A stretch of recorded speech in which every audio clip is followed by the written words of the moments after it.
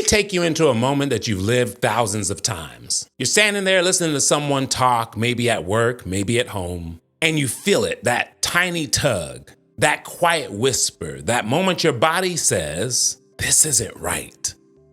I don't want this." It's subtle, barely noticeable. It's a shift, a tightening. It's a quiet truth that's starting to rise to the surface. But then we do what we've always done. Override. We smile, we nod, we say, "Yeah, that's fine." You abandon the thing inside of you that was trying to protect you. And afterwards you wonder, why do I keep doing this to myself? That question, that moment, that ache in the chest, that betrayal to you and your needs, that's what we're going to cover today.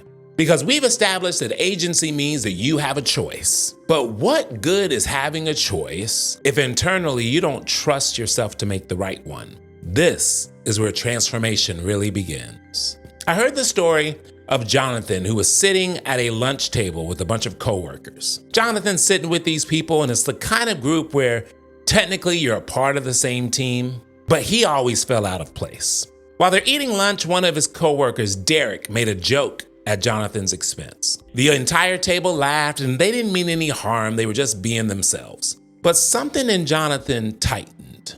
Something said, "Speak up." He felt the truth rise, but he swallowed it. He laughed with them.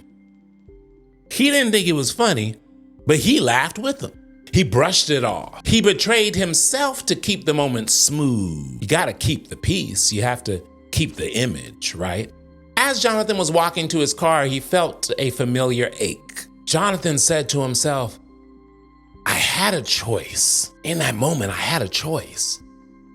I didn't trust myself to make it." And just like Jonathan, this is where you and I get stuck. Not really because we're confused, not because we don't know what we want, but stuck happens when you do not believe in your own inner voice anymore. And when you don't trust your voice, you don't trust your choices. Agency without self-trust is like having a car without a steering wheel.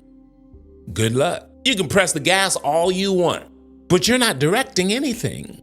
And while thinking about this topic, the psychology of self-abandonment began to come up.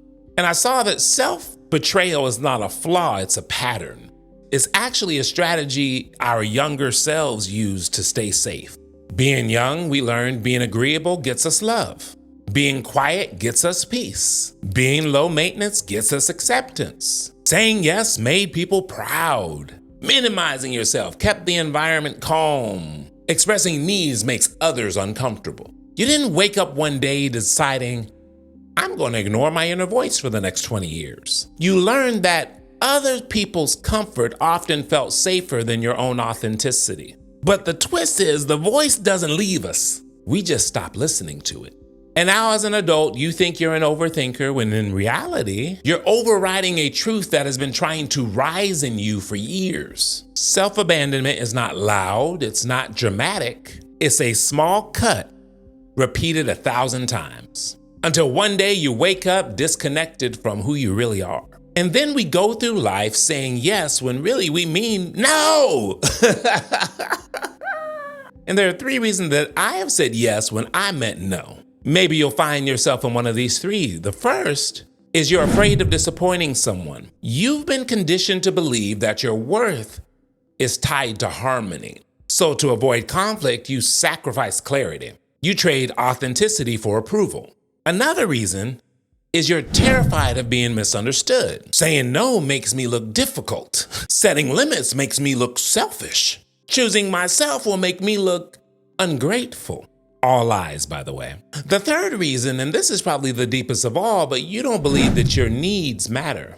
Somewhere along the way, you learned their time is greater than your time. Their comfort is greater than your comfort. Their feelings is greater than the truth.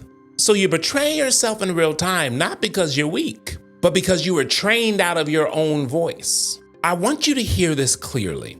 There's always a moment when truth tries to speak. Maybe it's a whisper in your chest. Maybe it's a tightening in your shoulders, sudden heaviness in your stomach. Maybe it's a silent sentence in your mind. This isn't right. But right after that moment comes the habit, the smile, The nod, the automatic, yeah, that's fine. The way you shrink your truth to find someone else's comfort.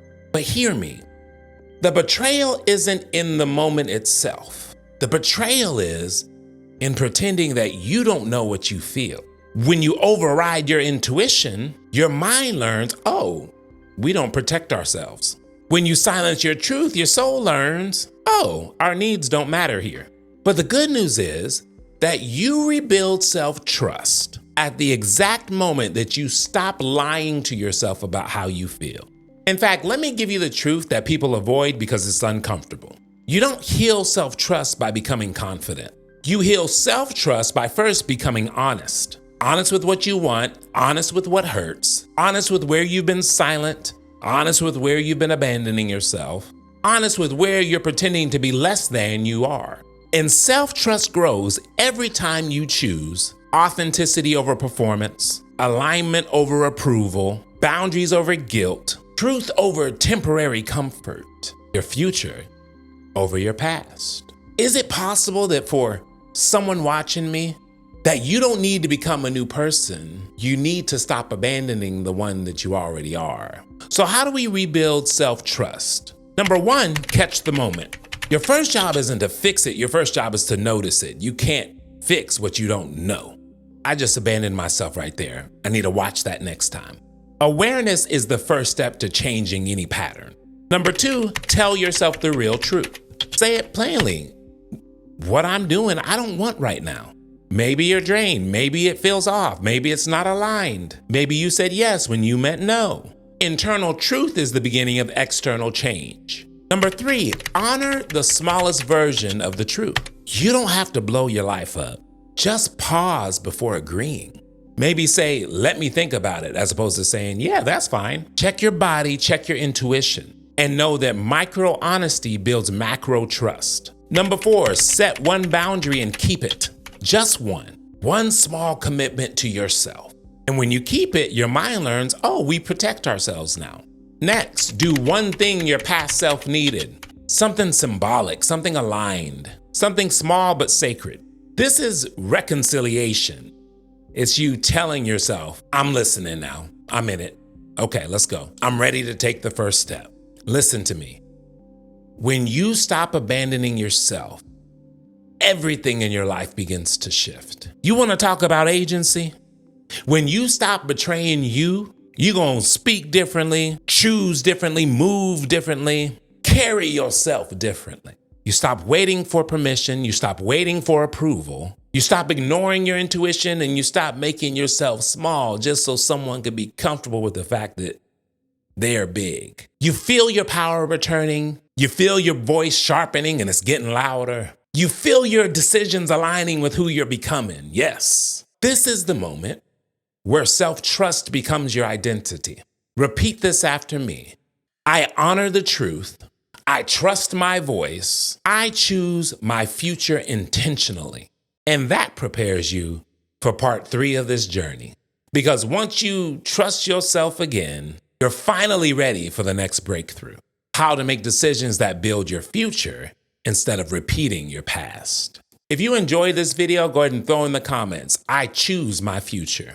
And if this is your first time watching us and you're not subscribed, go ahead and hit that subscribe button, become an expander, and join our community. We have a lot of good things coming. Also, keep an eye out for Coffee with Aaron every Saturday. It's the second and fourth Saturday where we get to watch the video together and we can even chat in the YouTube chat together.